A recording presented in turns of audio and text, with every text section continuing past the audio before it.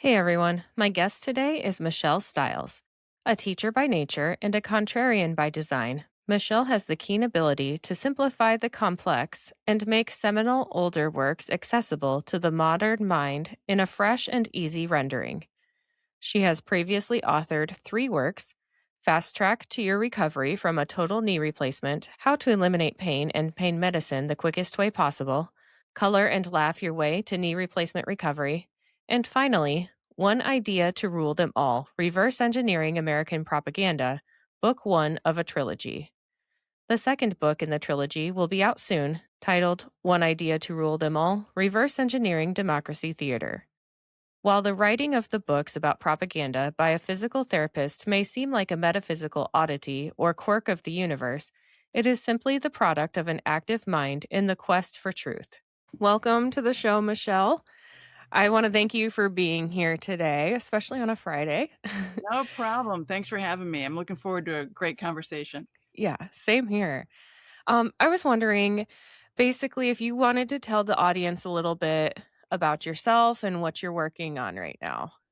Okay, well, I'm working on a second book on the area of propaganda. That is not my background. I am a healthcare worker who got interested in this about 17 years ago. So you say, well, why should I listen to you? What do you know? You know, you're coming from a completely different space. But I felt like I should, for some reason, I was seeing things in the political realm. I saw some local corruption, and I said, I want to just study propaganda, which is just a weird idea. So I stumbled on George Creel, How We Advertised America. And now, this was about George Creel, if you're familiar, was the head of the Committee on Public Information in World War One. Now, Oh, I don't know about okay. you, but I pretty much slept through social studies class. Okay, like I didn't get, got your basic Yeah. amount to get out of there. But I kept asking people, well, first of all, you advertising a war just sort of just is offensive, right? Mhm. You either have good, especially as a democracy, you either have good reasons to go to war, which you then share, versus advertising it. So when I read it, it was his like kind of victory lap after the war. And like, we did this, we spent 6 million of a slush fund out of the presidential commission. And I'm like turning to my friends and going, did you know this? We were doing this, because, we look at Yeah. the current political landscape and we think, what a mess, right? I Yeah. mean, what a mess. And so Yeah. propaganda, the term propaganda has snuck into the lexicon again, when actually me growing up, if you would have said that America is involved in propaganda, that would have been an oxymoron. Like, American propaganda would have been something people went, well, Yeah. democracies don't do that. We have a free press, right? Yeah. So that's what started me thinking. And the reason why I can be, like, why you might say, hey, this person might know something, is because I could move out of this academic swim lanes. This Mhm. is a topic that is highly complicated. It spans across psychology, journalism, sociology, even statistics, right? And political science, right? And so there's Mhm. this broad range of things that when you're trying to understand it, you have to navigate across. Yeah. I didn't have any problem doing that because I wasn't, doing an academic dissertation for a sociology degree or anything like that. So what I found was really absolutely amazing. And so, um, that's kind of my story, and working on book two now. And Yeah. yeah. I liked how you described it as kind of swimming in different lanes. Mhm. Because like when I decided to start a podcast, like I have a good job, but it doesn't fill my Yeah. creative needs, and Hmm. it's loosely related to what I went to school for. I love plants and animals, and it's like, Hmm. okay, so that's almost where it was like, okay, so what lane can I, Yeah. get into as far as my passion. And so then I started in politics, but then, as you know, like politics can clash with science and other things, Oh and yeah, for sure. it yeah, you almost have to think of them separately sometimes, even though they're all interconnected, if that Yeah. makes sense, I guess. Yeah, and but then you can move from one to the other because nothing's locking you into. You're Yeah. following your own mind, and expanding it wherever truth, moves you. So that's awesome. Yeah. Yeah. So, why are the majority of beliefs based in facts? Or not facts. Sorry, not facts, but trust. Right. Okay. Well, let me ask you, let me turn this around and say, if Okay. I said the word propaganda, Uh-huh. okay, give me three words that first come up to your mind. Shady, manipulative. Okay. um, and yeah, I guess untrustworthy would be the Okay. So it's just or it's just false. mostly deceitful somehow. Yeah. Okay. Yeah. All right. Well, for a lot of people, what comes up is like Hitler, of course, lies and disinformation. Mhm. So that, I'm just telling you things that just flat aren't true.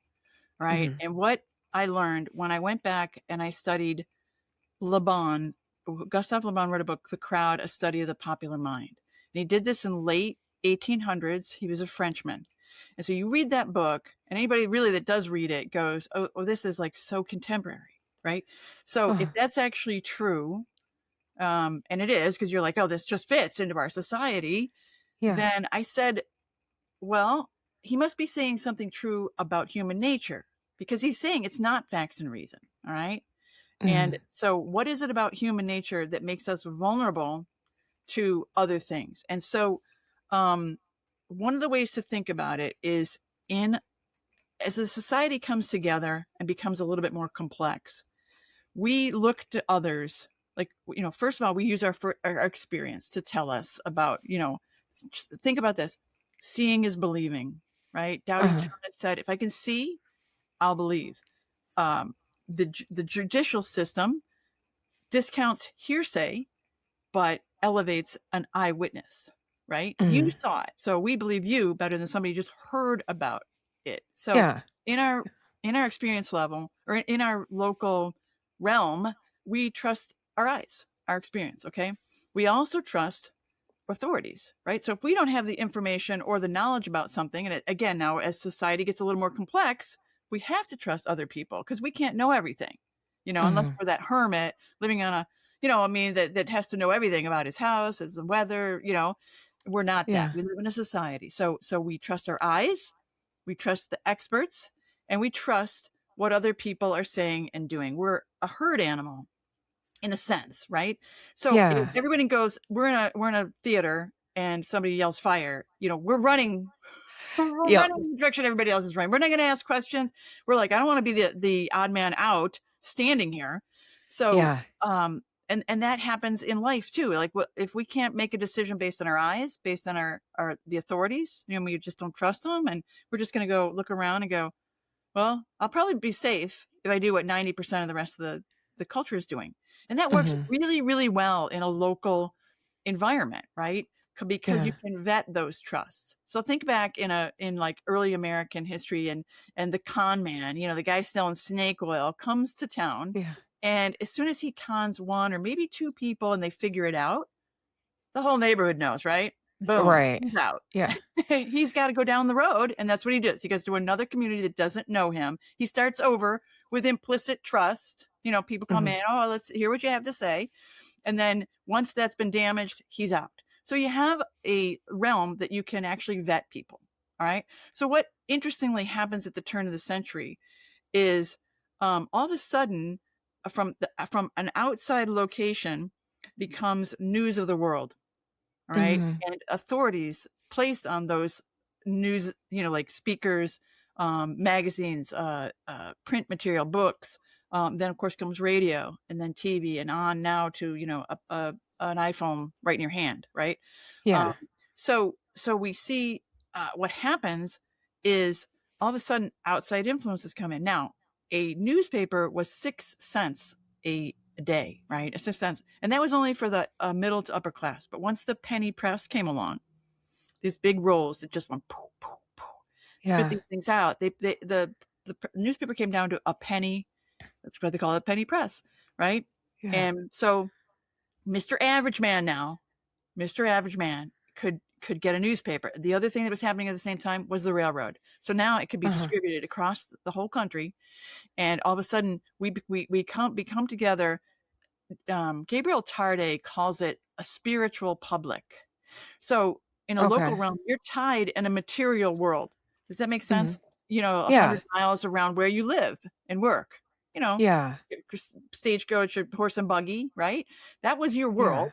Now your world becomes massively expanded in a way that's on a non-material level. This is a little bit Mhm. abstract, but it's really important. It's a non-material level, and your whole ideology is getting galvanized about events, experiences, and authorities and people that you don't know Mhm. and that you can't really vet. Does that make Yeah. sense? So it becomes a Yeah. really dangerous time in America because the public mind can be manipulated. Now, let me just shoot to current events right now. Mhm. Or, well, not right now, but 1996, before that, everybody got their news pretty much from the mainstream media. It hadn't split off. Yeah. So it was tacking left.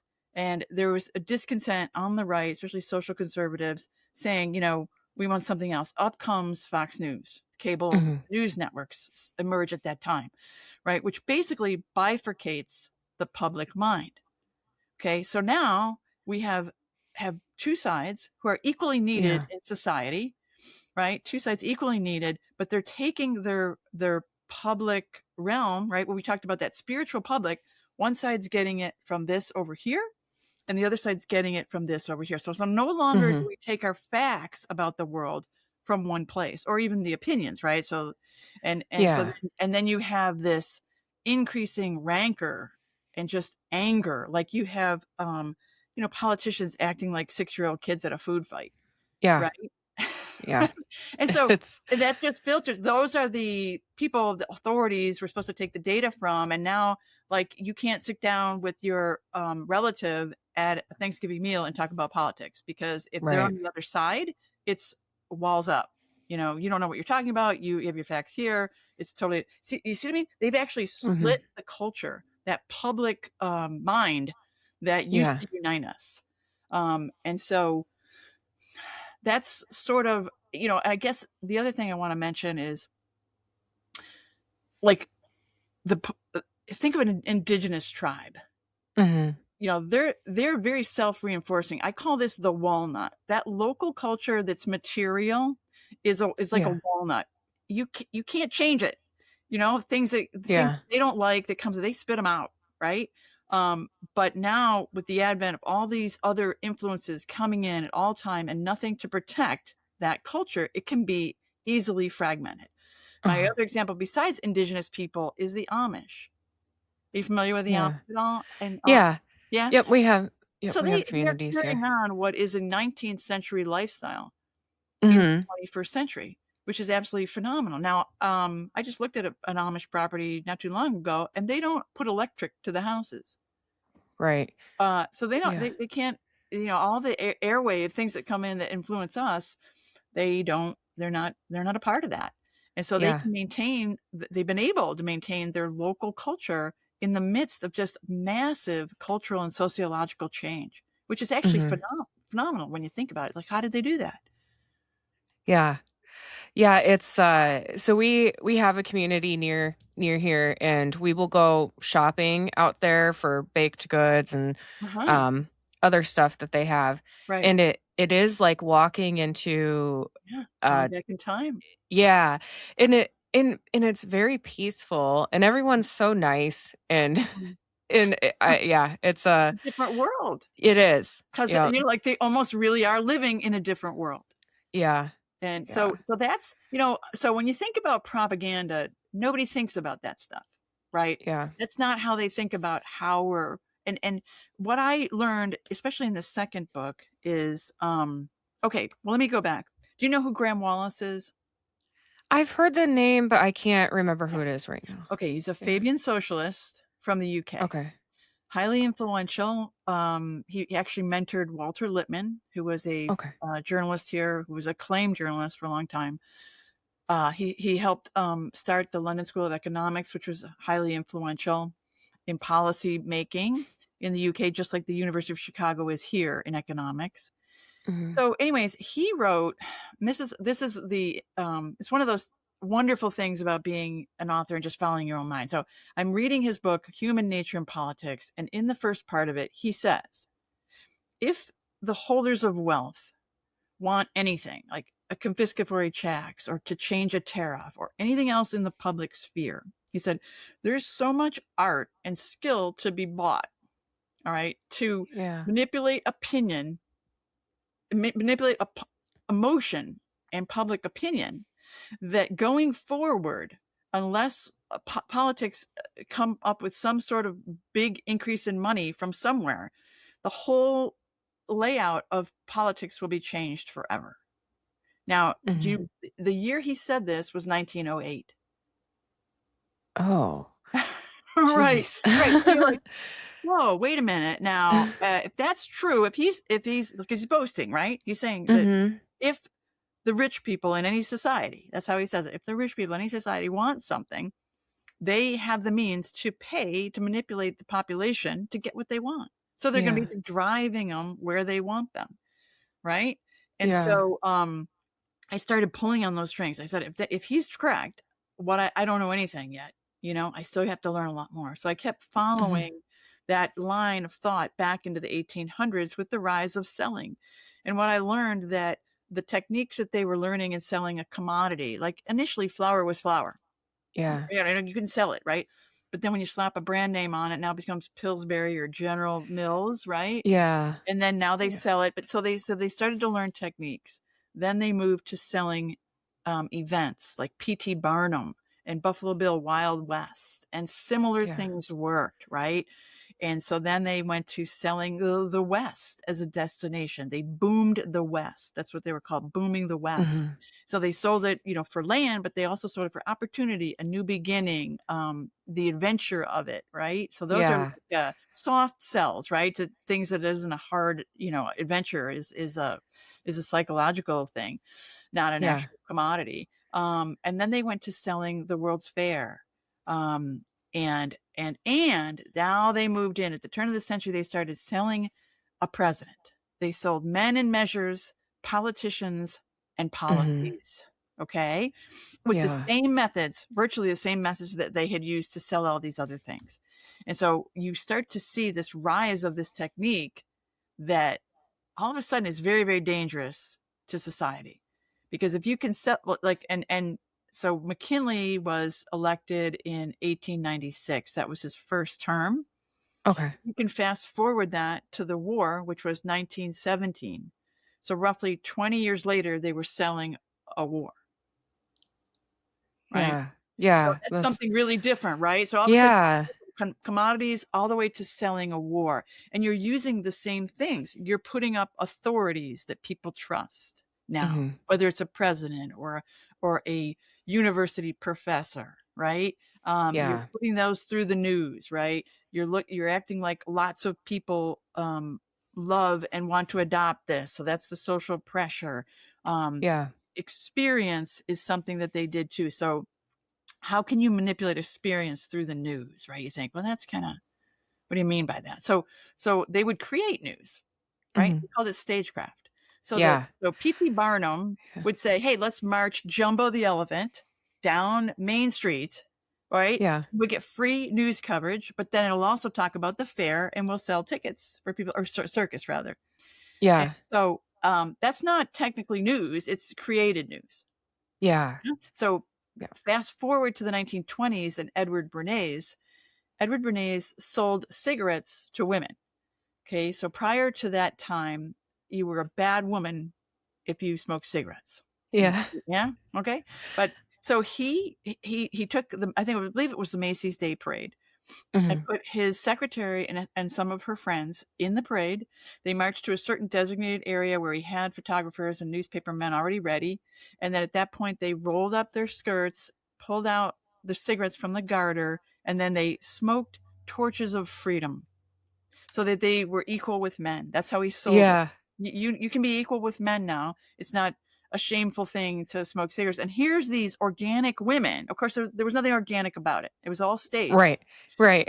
Right? But Yeah. so people reading the newspaper say, wow, there's this group of women that are demanding access to cigarettes as an equality issue. Yeah. And so he played Yeah. on that. And it was part psychology, but it's also crafty and deceptive, which is what you just said earlier as the essence of that Mhm. whole thing, because it isn't actually news that we would say. It's Yeah. crafted and put specifically in there to manipulate and deceive you. So Yeah. that was stagecraft. That was actually the first fake news. Uh-huh.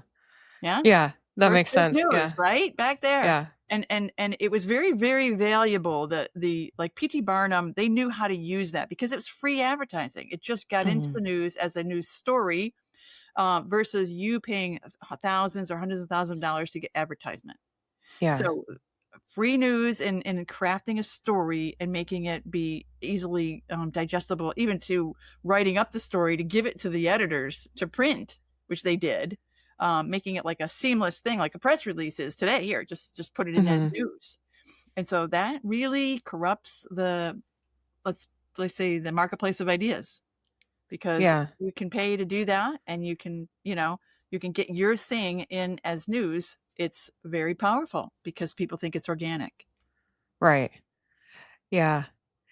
So there I used to work as a vet tech, and this was when I was a vet tech in Texas. Our animal shelter that I worked at um was getting full, and they called the news crew and had everyone load up 3 animal control trucks full of animals. And they said that they were taking all of these animals To get elsewhere oh, because the shelter is full. So they're like, "Oh, these other shelters had to bail us out. Like, please come adopt pets, blah, blah, blah."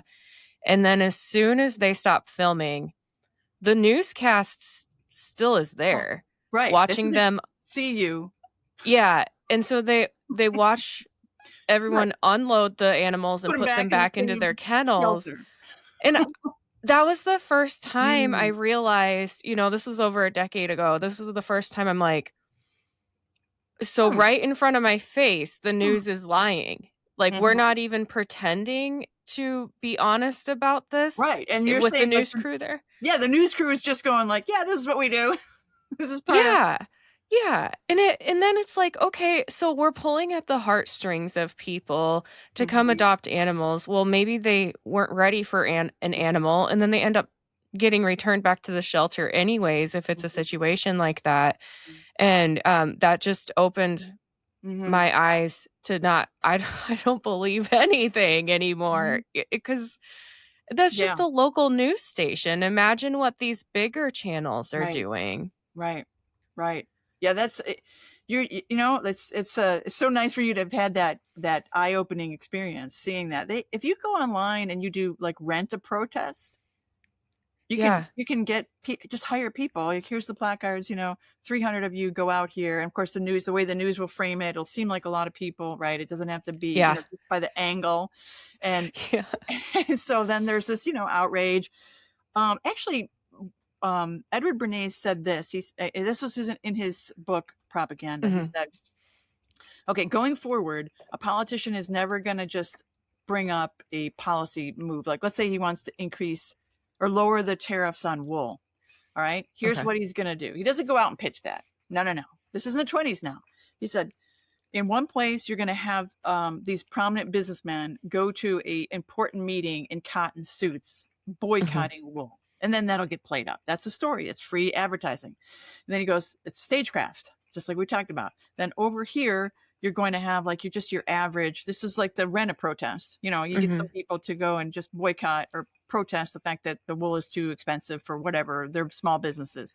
Then somewhere yeah, else, you're going to hire somebody to do surveys, and they're going to attest to the fact that the poor are suffering because they don't have wool socks and wool blankets. They're freezing in the winter. And so yeah, these things are going to be seeded into the environment. And while that's, percolating in the public mind, oh yeah, there's a problem. There's really like wool is way too expensive. Then the president comes out and pitches a reduction in the yeah, tariff. And I mean, so in the 1920s, he's saying this is how it's done. This is how it's done. mhm, It's totally manipulated. And then when you add to all that front groups, so are you yeah, familiar with like third party technique? a little bit. Okay, so let's give you an example.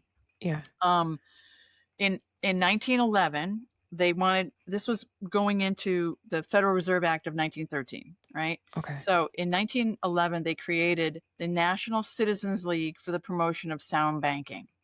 So this is a front group paid for by the Eastern bankers who know that their name is mud. Anything attached to them will not get passed because Mhm. everybody can't stand Wall Street bankers at that point in time. So they make it a Midwestern group with just Midwestern bankers. So they're basically borrowing the authority of Yeah. Midwesterners who actually have some trust. And that's what I talked about. It's not facts and reason, it's trust. Mhm. We need to go back to that too. But so they spend $500,000 and they blanket the country with speakers and messaging material, simplified messaging bank, because who understands banking? So they simplified it, got that material all over. They hired experts to target message. Now remember, this is 1911, target messaging Yeah. for the South specifically and how it would help them economically. But it was different to the Northeast. They had a different message for them, different for the Midwest and West, so on. And so they Mhm. were doing segmented target marketing. This is all advertising a Yeah. bank. Okay. Yeah. And so, Yeah. but anyways, you know, it's bringing, it's hiding the interest. Like again, if I can't come out directly and pitch my interest because it's self-interest. I want the bank. Mhm. Right. And so I Yeah. throw all this money over here to a front group that looks neutral, it looks unbiased, and it looks trustworthy to convince the American people. And that's called third party technique or a front group. So this group fronts for somebody behind them that Okay. they're hiding. So they put on a mask, they come over here, and then they present the material in a neutral way. The landscape now is just loaded with front groups. So unless you ask, where's the money coming from? I don't believe you, Yeah. because they can spin up. I mean, the money is so consolidated now, right? I mean, the wealth. I mean, right? So the wealth and income gap is like this to Mhm. the highest people that own things. They have trillions of dollars to spin up front groups here and there and project their images over here, and they will actually attack themselves, and that's kind of going deeper. But just if your audience gets the fact that there's a spiritual public, that it's using these simple things like experience, stagecraft, Mhm. authority, and what everybody else is saying and doing. And now with social media, that's where that what everybody else is saying and doing comes in highly, Yeah. right? Because they just have massive influence that way. They could just say, look at all these people that, and Yeah. that's where you're on a site and you're buying something and it says, so and so just bought in Alabama, and so and so, or as seen on, right? All these things are Mhm. advertising techniques, but just people have to really. This is going to be my second book. This is coming out shortly, and where Okay. I, lay out the advertising techniques Yeah. that put that whole thing together. Going back to Graham Wallace, so I could see how he, in 1908 he was boasting this. And again, if you've got I say we have the best ideas money can buy. Mhm. Right. And you and I, so we think we have free speech, right? We would say, we live in America, we have free speech. Right. All right. But Yeah. in reality, if I can't, if I can't get my message out if I don't have reach, right? It costs Right. a lot of money for reach, right? Yep. You're either gonna pay for advertising or you're gonna get free advertising on big platforms, which they do Yeah. because they reinforce their own messaging. And us down here, like a really tiny little amplitude of reach. And Yeah. like I would say to you, we don't have free speech because I mean Right. we can say whatever we want, but we can't reach the bulk of our countrymen. Yeah. We don't have the money. So the Yeah. people that have the money are the one reaching people. And they're the Yeah. ones dividing, by the way. I mean, it's intentional that Right. America is being fractured right now. Sorry to interrupt. I just wanted to tell you about my sponsors real quick. Sometimes I get on a roll cleaning or gardening, and I need a boost but don't have time for a meal. Big Fork Brand's pork jerky is the perfect choice to keep my momentum, offering high-protein snacks for on-the-go energy boosts. Not only do they offer pork jerky, but they also make pork sticks, bacon sausage, bacon hot dogs, and burger and hot dog sauces. Products come in a variety of delicious flavors, including Thai green curry and maple and brown sugar for the meat options, and gangster and Chicago fire for the sauces. I personally think the original flavor of the pork jerky hits just right after tackling a big chore. It's a little salty and very flavorful. My discount code gives you 20% off your entire order, and it's currently the best deal available. Just visit bigforkbrands.com and enter in my promo code JADE, that's JADE, at checkout. Are you looking for a gift for a music lover, or maybe some apparel to show off your quirky side? Old Glory has you covered. With over 300,000 officially licensed items covering music, sports, entertainment, and pop culture, you're guaranteed to find the perfect item. They even have seasonal gear. My husband enjoys the Beatles and Led Zeppelin apparel, and I love the Billy Idol apparel. I even found items for my fellow plant enthusiasts. This family-owned superstore is known for their quality and customer service, offers free standard shipping on all orders, and orders are shipped the same day you purchase. My discount code gives you 15% off your entire order, and it's currently the best deal available. Just visit oldglory.com and enter in my promo code JADE, that's JADE, at checkout. Looking for a game-changing way to improve your health? Zevo Life is the world's most nutrient-dense whole plant, packed with over 50% plant protein, essential amino acids, fiber, and antioxidants. Harnessing the best nature has to offer, Zevo Life nourishes your body while driving your performance, vitality, and overall well-being. Each serving is a concentrated source of clean, well-balanced nutrition designed to support modern lifestyles, and just 1 teaspoon a day supports your gut, boosts energy, and promotes healthier skin and hair. It's no wonder that it's receiving rave 5-star reviews. Step into a healthier future with a 30% discount and a 30-day risk-free guarantee by visiting zivo.life and using my promo code. To support my show and to receive 30% off your entire order, enter in my promo code JADE, that's JADE, at checkout. Yes, so you just made me think about the two-party platform. A third party does not get the platform that Republicans and Democrats get, and Right. I truly believe that we would have an independent president or a president from a different party had they if they had the same level of platform as Republicans and Democrats. Mhm. But like you said, the division it's on purpose. They of course don't want to give a platform to someone who might have better ideas because that goes Mhm. against their agenda. Right. And I mean, I also believe that there's a lot more working together between Democrats and Republicans than we see. I think a lot of these fights are manufactured to Mhm. distract from other things, and it's just Mhm. gotten completely out of control. Right. It almost looks it's interesting. What's your bracket? Like are you millennial? Are you Gen Z? I am an older millennial. Okay. Yeah. So your colleagues and or friends and neighbors and something, Mhm. you feel like they see that?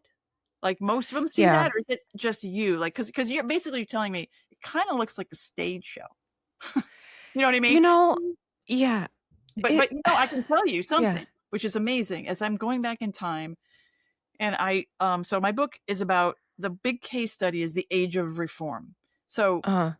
at that time period, it's very interesting to study because it's very much like now. People were very disaffected with democracy. So you Mhm. had these monopolies running people, they were completely lawless.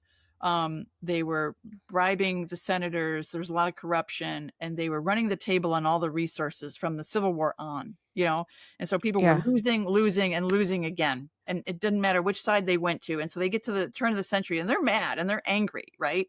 And so Uh-huh. there's discontent there. Well, they usurp the discontent and they put a decoy leader. And Teddy Roosevelt was that decoy leader. And Mhm. he ended up, well, he was the leader of this third progressive party, if you're familiar. And Yeah. the progressive party ended up being just run over the cliff.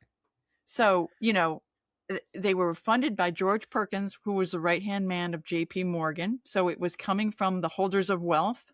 Mhm. You think, why would they fund the Progressive Party? You know what I mean? Right.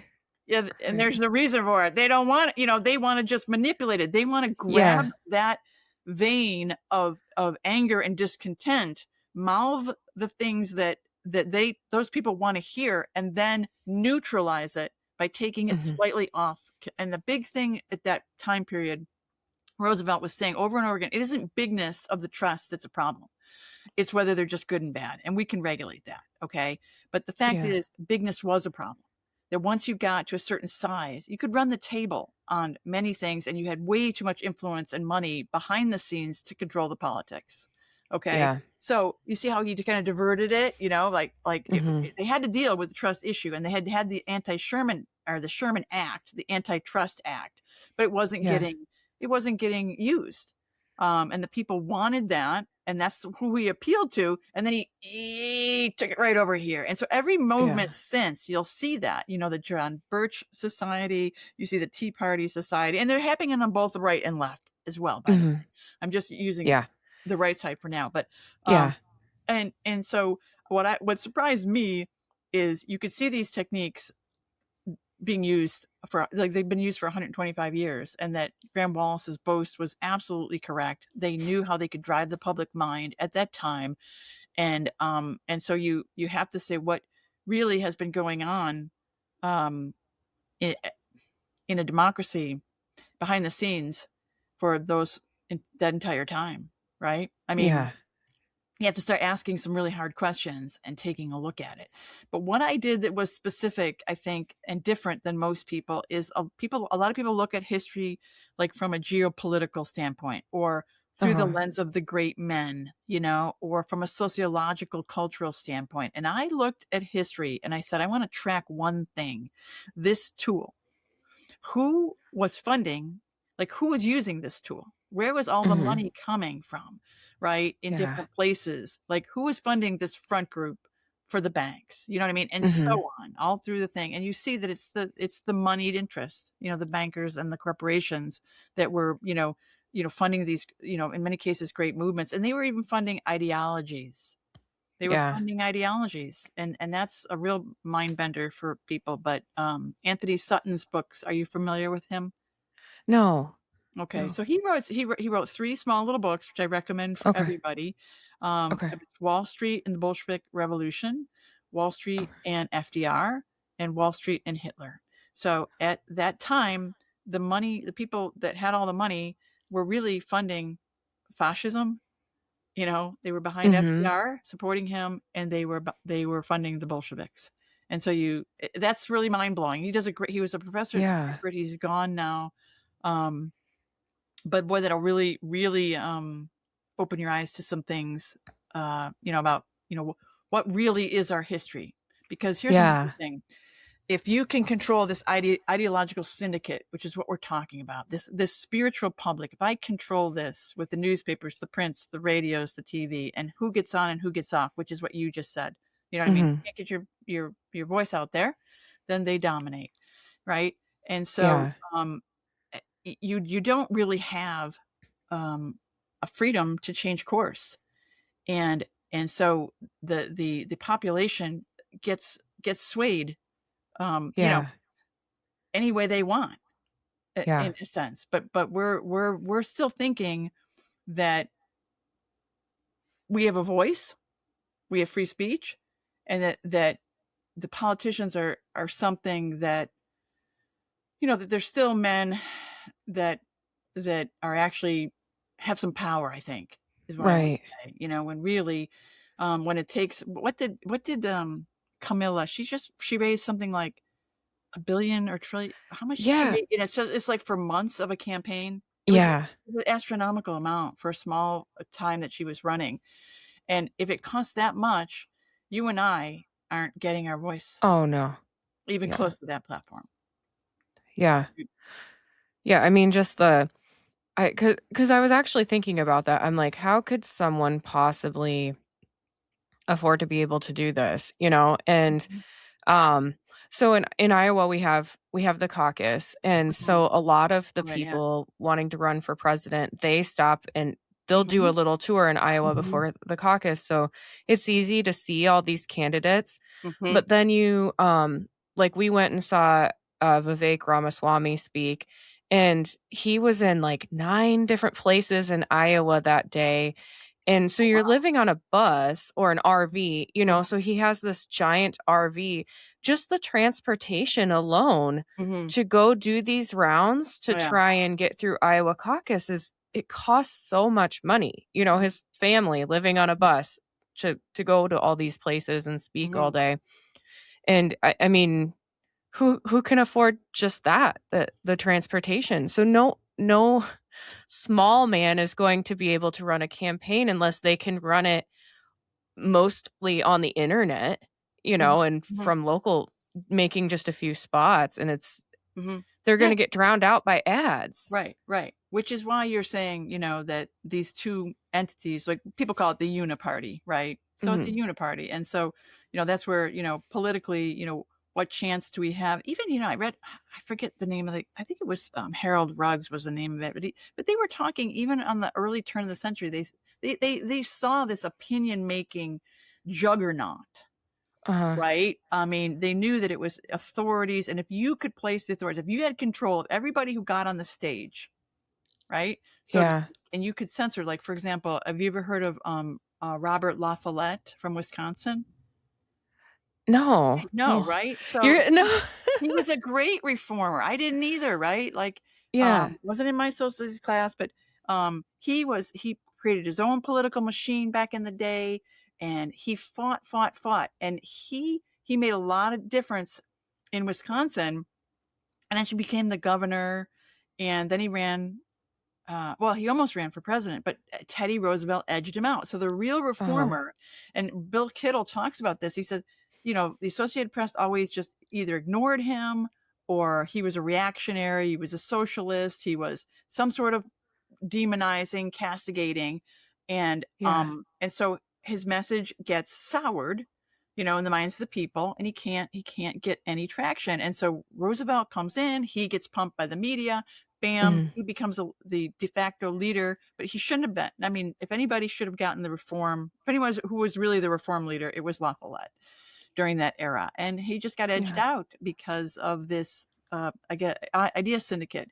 And the other problem that we really have is we don't have a name for it.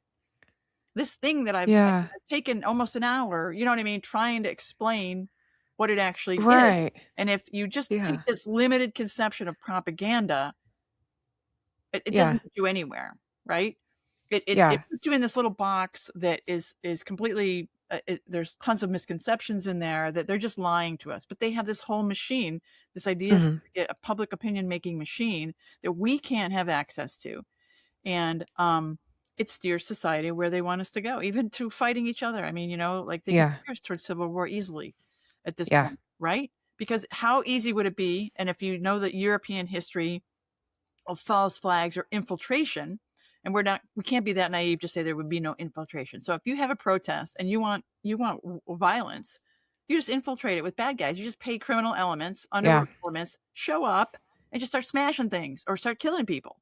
And Yeah. then the other side will start shooting, and all of a sudden you have chaos. And then all of a sudden, oh, we need a militia in there. And all of us, and the dynamic Mhm. can change super quickly with that. And we're getting to a point where Yeah. it's right. It's getting It's working its way there. Yeah. working, right? And so, Yeah. people really have to learn. One of the things that I did with the first book is I created a little study guide with it, and this isn't Mhm. something I can teach your kids, right? That's sort of, you know what I mean? Like, you have to really understand that and share with them, because I'm saying Yeah. something really quite different about, all of contemporary American history, to be honest, that you have to look Yeah. deeper. And so, anyways, I wanted parents who were like either homeschooling, or you don't have to be homeschooling. You're just going to say, this kid, for the most part of their life, depending on how long you can keep a phone out of their hand, which, I mean, God bless you if you're trying, right? Because I'm sure Yeah. the clamoring for a phone is just endless for these kids. Yeah. Um, and so they have something in their hand that can outrank you 24/7 Mhm. practically, except when they're Yeah. sleeping. And so you better prepare them to understand what is in their hand, right? And if they don't know Yeah. history, they are like a complete, they're completely vulnerable, Yeah. including ourselves. Yeah. Um, I mean, I had an interesting conversation recently with a gentleman had written a book that was, talking a little bit, alternate history of America, and it Okay. gets really good. I won't name his name, but it gets very good reviews. 4,000 reviews, sold 300,000 copies. Now, I mean, I'm a writer. That's a good amount of copies, Yeah. right? I'm not there. Yeah. So, anyways, had a conversation with him, and I realized that even though he had written and spent a lot of his life in looking at picking up the pieces, and this is something I wanted to talk to you earlier too, is about truth. There is a truth lag, right? Mhm. And when you think about it in society, like it's only like 10 or 15 or 20 years that the truth is allowed to emerge about any event back here. Yeah. Right? Yeah. So Yes. the initial narrative is almost always wrong, and we kinda know that, right? We know Yeah. that you can't, like, if your kids are playing around in the basement and somebody, breaks a lamp, and they all go and you only find out about 3 days later, you go, "Who broke that?" And they're like, "I don't know." You know? Yeah. Right? And, Yeah. "Oh, it was a neighbor," or whatever, Yeah. Okay, it might take you a week or 2 weeks or a month or maybe not to find out the Yeah. truth. So think about complex geopolitical, things. Do you think we're gonna Yeah. find the truth like in a 24-hour news cycle? And Yeah. yet we're told, "Oh yeah, you know, it's this," right? And so Yeah. the first to define the narrative gets settled in the mind, right? And so Yeah. then the historical research will come through later. Like a lot of the stuff I did on Teddy Roosevelt, like he's a publicity president. They've done a lot of research on him, and he's not the mythological character that we learned in high school. And so, Yeah. so that truth leg is huge. So anyway, so this guy, going back to this guy, he's picking up the 25, 10, or whatever year truth, right? Yeah. Promoting it. And yet, when it came to current events, I realized this guy cannot see. He cannot see he's being manipulated Mhm. because he hasn't learned the manipulation tool. Yeah. He learned the post history, the post initial event history, Yeah. and so he believed that, but currently he couldn't see. It floored me. I thought, Yeah. wow. I mean, so this is why what we're talking about today is Mhm. so important, because you can kind of see it, like you're going, Yeah. it seems like a stage show, for God's sakes, Yeah. you know? And that Yep. is one thing that, like Teddy Roosevelt, he always capitulated to the bankers behind the scenes, but he went into the Gridiron Club and he says, "By the eternal gods, I will, get you," and blah blah blah. And then somebody leaks it because it's a closed club, and all of a sudden it's Uh-huh. in the paper, and they're mortal enemies. Yeah. And you go, no, it's stagecraft, Yeah. right? Because he has to be, he's the decoy leader, so he has to be believable to be this arch enemy Mhm. of the same enemies, right? The enemy of my enemy is my friend, Yeah. right? Yep. And so that solidifies that bond with Teddy Roosevelt as the fighter, and it just takes such small things to be able to imprint that into the mind of the public and then deceive them, which is the word that you started out the podcast with. That is absolutely, it is a deception, right? It's Yeah. seduction in a way. Let me see if I have I don't know if I do. I have a great quote. I don't think it's handy. It's over there. But Harold Laswell says, he says, the divine right of kings is over. Okay. And Uh-huh. he's so cocky. He's like, you know, you wouldn't love, honor, and obey the kings. And so you can expect seduction. He says, you cast off your chains of silver, you're going to get chains of iron. Mhm. And propaganda is a concession to the willfulness of the age. Can you imagine that? You people can't do what we tell, or won't do what we tell you to do, and so we're going to manipulate and deceive you. We'll break the chains Yeah. of the divine right of kings. Okay, you're free from that, but now your future is deception, Yeah. which Yeah. is pretty stunning. He was like one of these great propaganda professors that got boosted. You know what I mean? He was Mhm. supposedly the one teaching us all about propaganda, but he was a propagandist and a sophist. He was a liar and a deceiver. But yeah, like sometimes they tell you the quiet part out loud. Yeah. Like Yep. whoa, that's pretty Yeah. pretty pretty important right there. Yeah. I when I'm talking to people that are upset, whether they're on the left or the right, it's more so people on the left are getting really wound up because it's a Hmm. Republican, Right. Republicans are in charge right now. I try to tell people, like, first off, don't believe anything you hear until you've looked into it from on both sides, and even that you might not really get Right. a full picture, but just understand both sides are doing it. So you might be thinking like the right is evil, but the left is just as evil.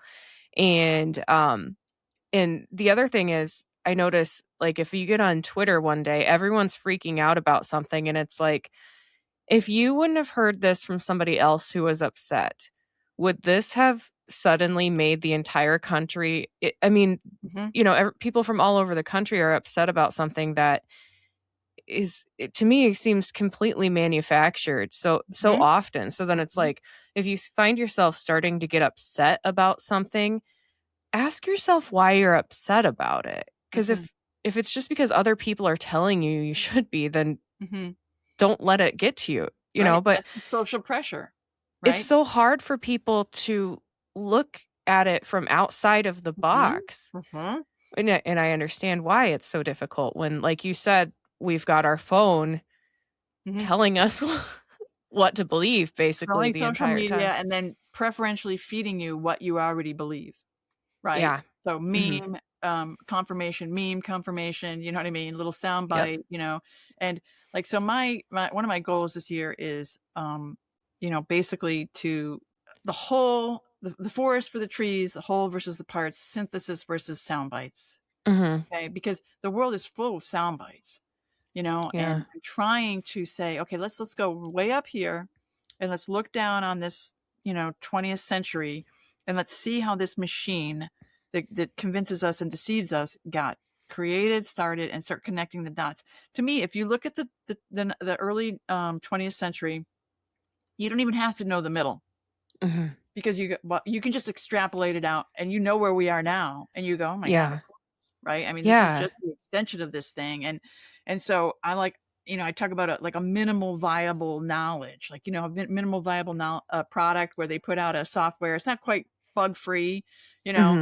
Mhm. So you don't need to know everything, but if you know some critical things and can connect these critical things boxes or units, Yeah. then you can start to see the patterns, and then you go, wow, and again, and now that doesn't get us to answers, but another thing is my motto is true hope begins when illusions end. So this Yeah. idea that we're going to have either party save us is an absolute fiction, right? And Yeah. I use this story. There's a friend of mine who got really sort of interested in the plane that went down in the Andes Mountains. And do you remember that in 1972? There was a Yeah. movie made, and they ended up resorting to cannibalism. But Yeah. one of the critical junction in their journey was they're sitting around this broken radio that they'd put back together, and they're listening, and they hear the words that their search has been called off. Yeah. Right. So now, but that's the worst news that they could hear, but it was the absolute best because Mhm. now they're not the illusions broke. If they sit there and they wait, they die, right? Because Yeah. no one's coming. But because they could Yeah. hear that, they had to take different means, and they ended up saving themselves by walking out, right? Yeah. Yeah. Yeah. So like it's the worst news. Like they're not coming, neither the right nor the left. They have no reason. They are looting the country right now, right? Mhm. And giving us a sideshow to begin with. So so Yeah. they're masking the real problems that we have to deal with. And as soon as you snap out of that, now you can discuss real action. You know what Mhm. I mean? What does the populace do now that we know we can't be confused with what they're doing, Right. bouncing us back and forth. Yeah. Yeah. I wish there was a way to get more people to see that because I think Mhm. it's gonna take a lot of people Mhm. to to get this to get us out of this mess. I know. I know. Well, I now I'm just like, so you're talking to people and you're trying to relay that message, and hopefully, like, here's some books. Here's two Mhm. books, right? The second Yeah. one's coming out. You can maybe refer them to, Yeah. and then people that teach their kids. You got to teach their kids this because there is a body of knowledge of this. Mhm. It's completely different than if you go into, like, you go to the typical propaganda teachers or whatever, and you're going to see Hitler, the big lie, and you're not going to Yeah. see any of this contextual information that is really the better way to understand it. and we do need to come up with some kind of word, but Yeah. idea syndicate, I've used that. Idea bullies, um, Yeah. propagandopoly, which is a monopoly of propaganda. In Yeah. fact, Kent Cooper, who was the head of the Associated Press. Now that's a news gathering agency, so that's different than the news, Mhm. right? So you can see how it would be Yeah. expensive for a newspaper to put a reporter in all the world, right? So they Mhm. consolidated and said, well, this one agency will do it, and then we'll Yeah. sell it to you. We'll syndicate it. And he said that that is the most powerful monopoly in the world, to be Wow. able to tell one nation about another nation, to interpret that nation. You know what I mean? Yeah. And like, and he's right. And he writes in his book, the last chapter says, "Truth dot dot dot the best propaganda." Oh, that's interesting, isn't it? And Yeah. he makes the case that the purer the stream, the easier it is to inject a little bit of taint and nobody know. So the Associated Yeah. Press billed itself as true and unbiased news, right? But even Mhm. people like when I read them in the early 1900s, they were already saying that the they weren't. They were always on the side of private property, like the laborer.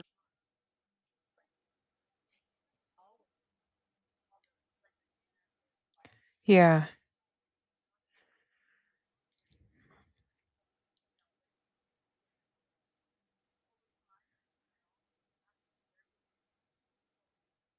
Mhm. Yeah.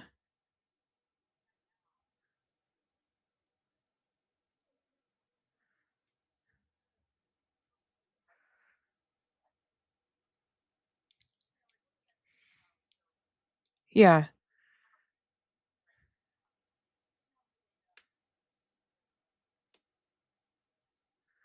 Right. Right. Yeah. Yeah, I'm not there. Yeah.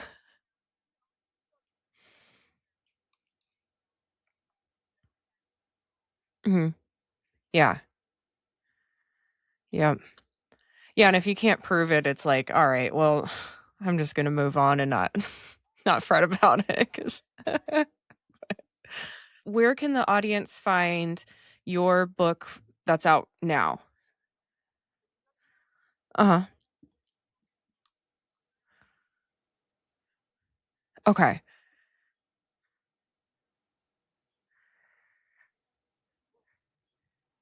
Okay. Yeah. Uh-huh.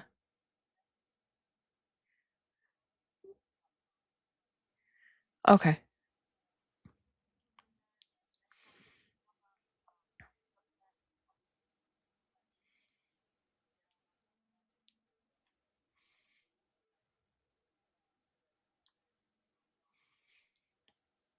Yeah. Perfect. Sounds good. Is there anything else you want the audience to know?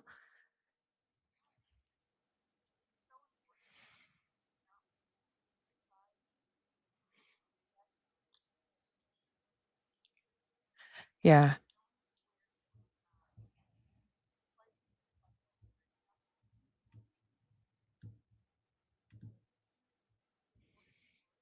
Yeah. Yeah.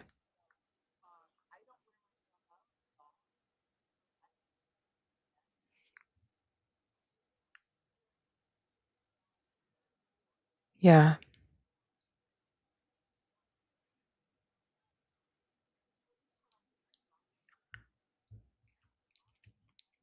Yeah. Yep.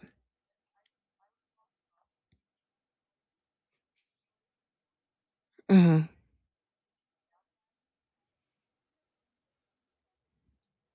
Yeah. Yeah. Yeah, that wasn't on it wa no.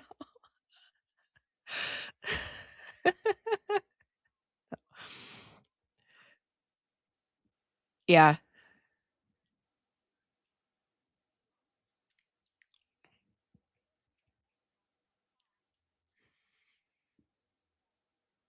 Mhm. Yeah.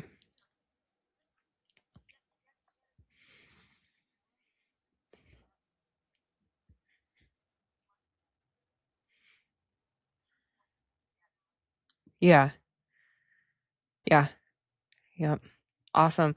Well, this has been a really interesting talk. I really appreciate it because I there's not a lot of people talking about this, and I think you provided some really good resources. So I'm excited.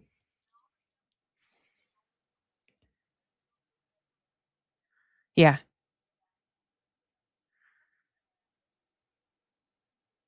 Yeah.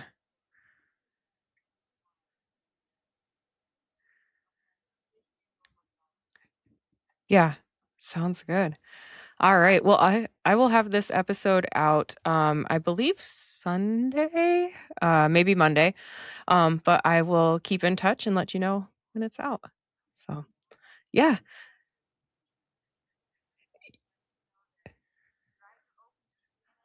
Yep.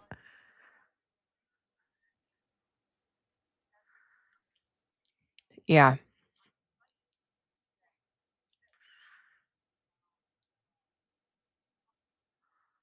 Mhm. Yep. Yeah.